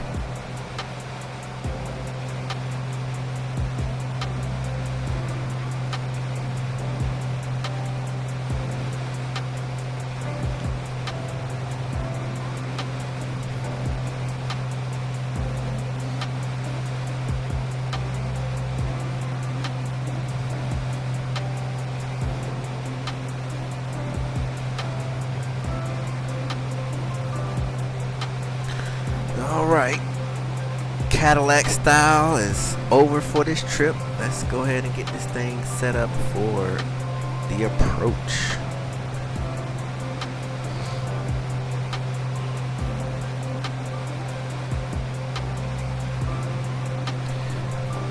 Hey Janet, how are you and Toby doing?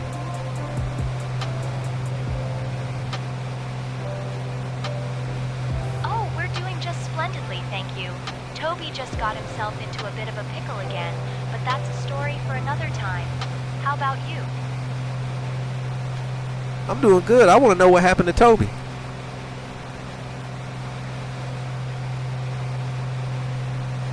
Oh, Toby. Well, just the other day, he thought it would be a brilliant idea to try and impress some ducks at a pond by doing a backflip. Unfortunately, he miscalculated and ended up landing right in the water. The ducks were not impressed, but the fish certainly were. Yeah, that sounds like some Toby stuff right there. That's some good old Toby right there. Alright, let's go ahead and get our call in. Kansas Center, Bonanza 424, Romeo Papa is level at 4,000, 20 miles northeast of Jefferson City. Inbound, full stop at runway 12. Looking for vectors for approach. Bonanza 4 Romeo Papa. Contact Kansas City Center on 119.475. Bonanza 4 Romeo Papa. Good afternoon.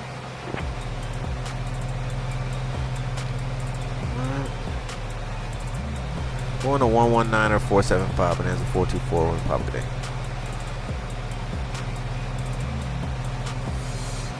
Why don't you send me off to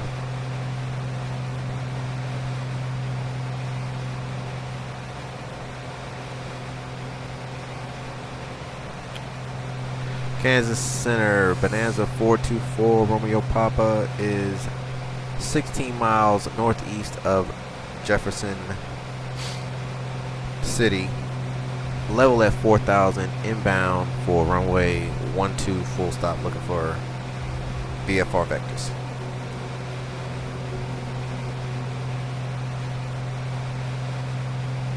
Bonanza 424 Romeo, Papa, Kansas City Center. Good afternoon. Fulton altimeter 29.901. I'm about to just cancel this altogether in a second. 29901, Bonanza 424 Romeo Papa.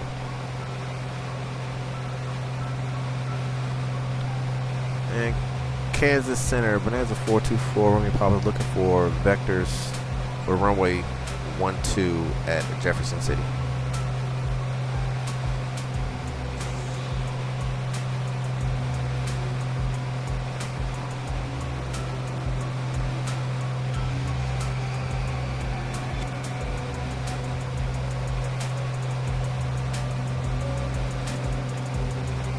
What the problem is,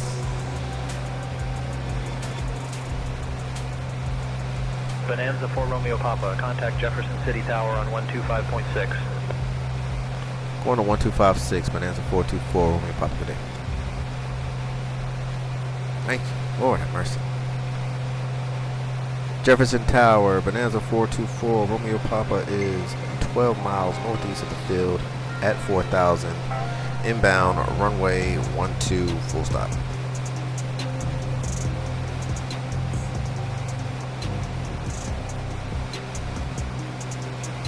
Bonanza 424 Romeo, Papa, Jefferson City Tower, inner left base for runway 12.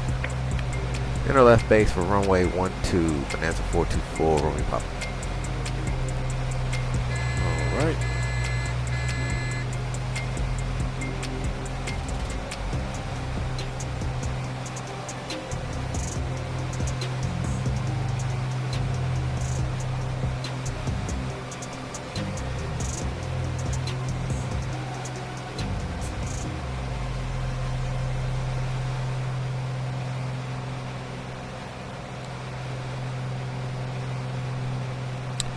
Let's bring her down. Get the visual of 12 set up. There we go. Watch out for this tower in front of us here. A couple of them actually.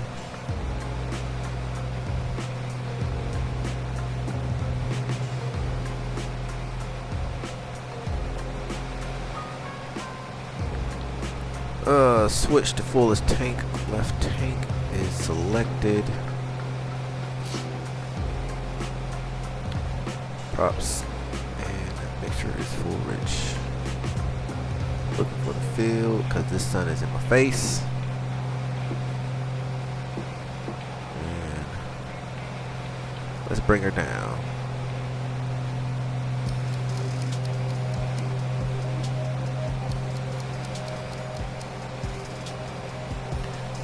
We are looking for the highway.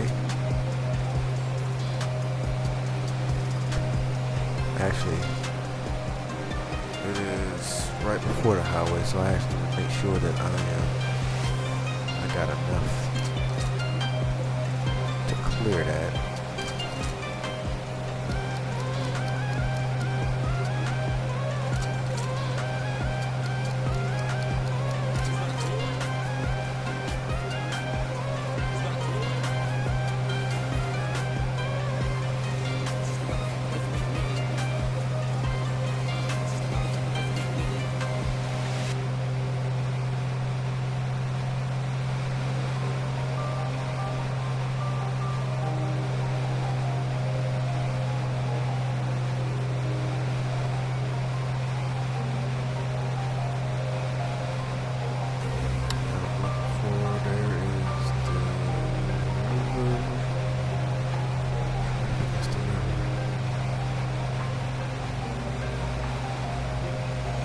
Okay, I see the field.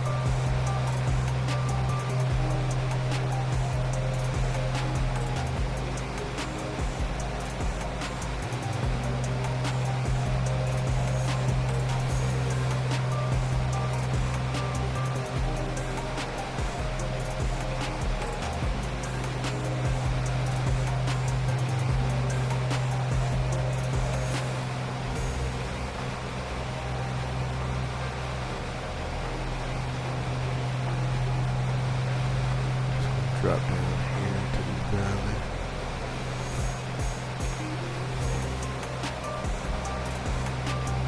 He's right on the other side of those hills there.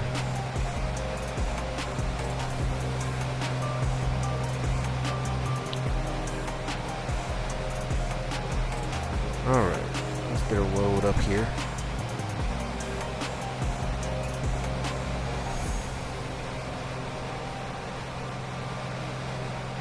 Looking for 154.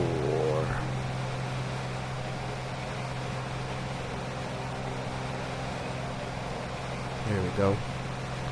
Gears coming down. First notch of flaps is coming in. Lights are coming on.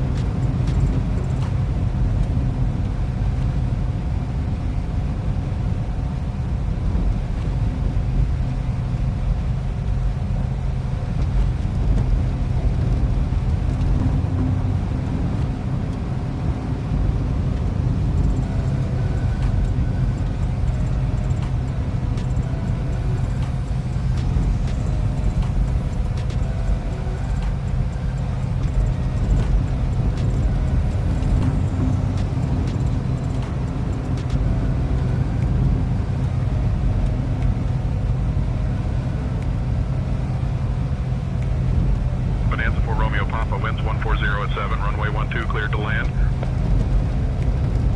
Cleared to land 12, Bonanza 424, Romeo Papa.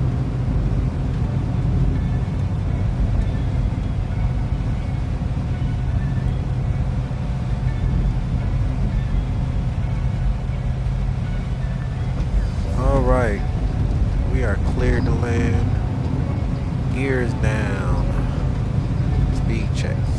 Full flaps. We got the runway. A little low. That's alright though.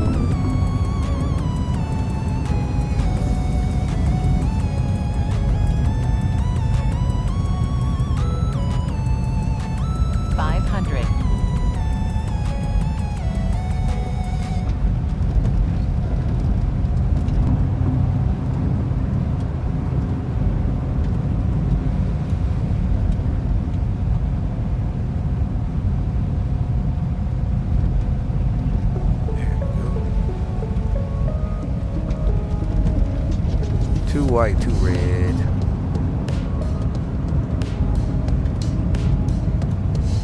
$85. Need to lose about 10.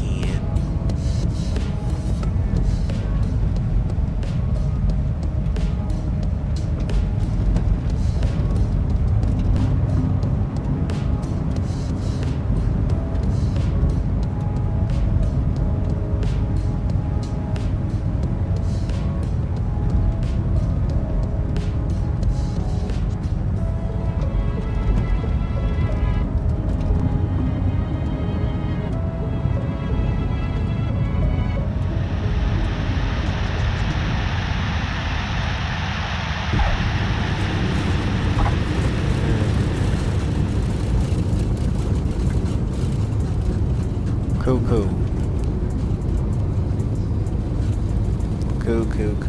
Alright, so I wanna start off over here. I wanna show y'all something. This is pretty cool.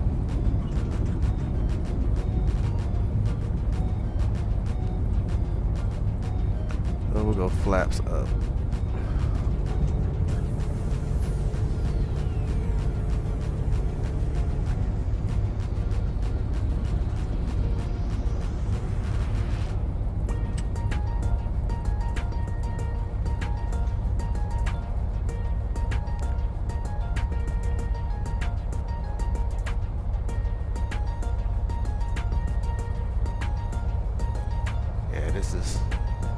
This is pretty fancy right here. I'm just gonna kinda, I know I'm about to be way too close, but that's alright. This is just for show now. Look at that, y'all. Ain't that cool? They even got the military people out in their uniforms. Well, it looks like you got the AC, or you know, yeah, the pilots over here on the left side, and then like you maybe got the crew chiefs over here. That's pretty cool, man. What y'all think about that? See if I can get a little closer here.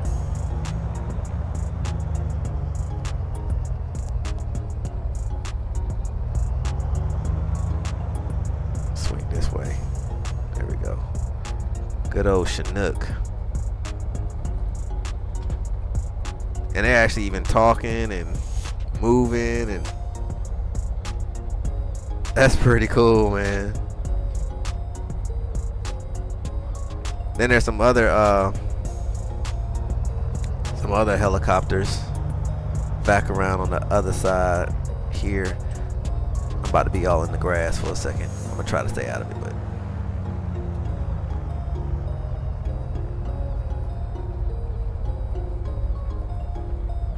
here we got some more helicopters over here hanging out.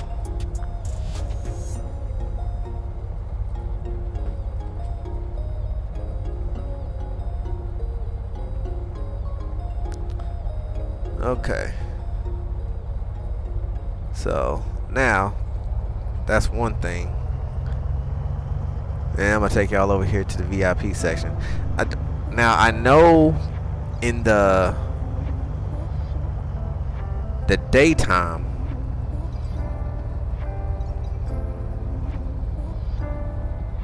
this thing was there. Let's see how it is at nighttime or evening time, I guess you could say. That's pretty cool, huh, Reg? That's kind of crazy. All right, let me get over here to the other side.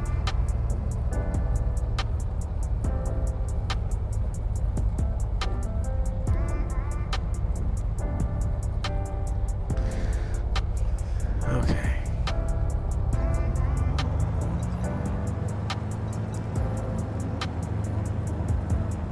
We are clear. Left and right.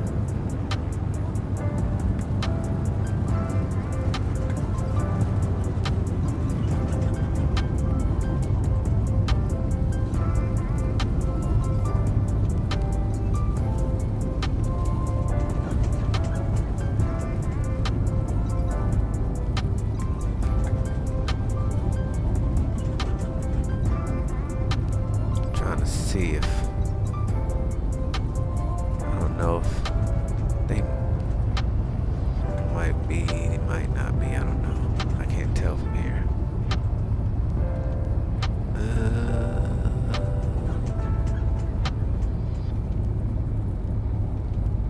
I'm trying to see.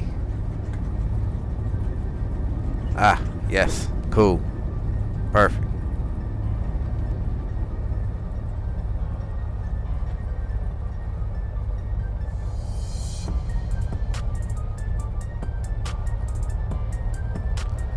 So we're gonna pull right up here to the front door on VIP style and let y'all out, but I want to show y'all something here. I thought this was pretty cool.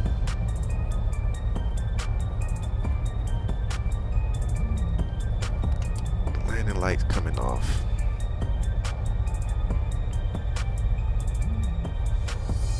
So for starters, the American flag is waving. Thought that was pretty cool. What's even more cool is, let me pull up here.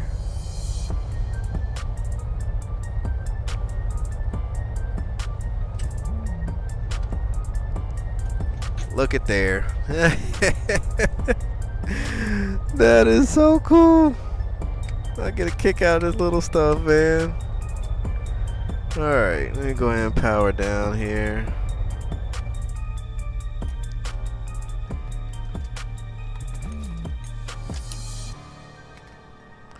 Yeah, you see the people? They got that, like, little attention to detail like that, man. I don't know. I find that cool, like little stuff like that. And look, they already got their luggage out here. They're waiting for the plane, so they just out here chit-chatting. That's pretty cool. And then the flag waving. The night lighting here is good too. Like, it's very good in how the light dispersed across the pad here for the ramp. So yeah, good stuff, man. But nonetheless, welcome to Missouri. We'll be headed off to Kentucky tomorrow. And yeah, we'll see what tomorrow brings. So that's all I got for you guys. Ooh, I hate misery. Yeah, I mean, yeah, there's really nothing going on out here in Missouri. Then drove through this state plenty of times. Never liked it. Pretty boring to me too. But yeah, that's all I got. I'm tired. I think I'm gonna actually call it a night after this. I don't think I'm doing nothing else after this. So enjoy your guys' company, man. As always, have a good one, Reg. Have a good one, Val. Alan, if you still around, good chatting with you, man. Glad to see you in. Jimmy, if you still in, appreciate everything, man. I'll catch up with you and keep you posted on the progress on the project. And for everyone else that is watching that I missed, I appreciate you stopping by and hanging out with Cardboard Sim for a little while. I'll be back on tomorrow night to start leg 31, I think, for Kentucky. You guys have a good night. Cardboard Sim signing out.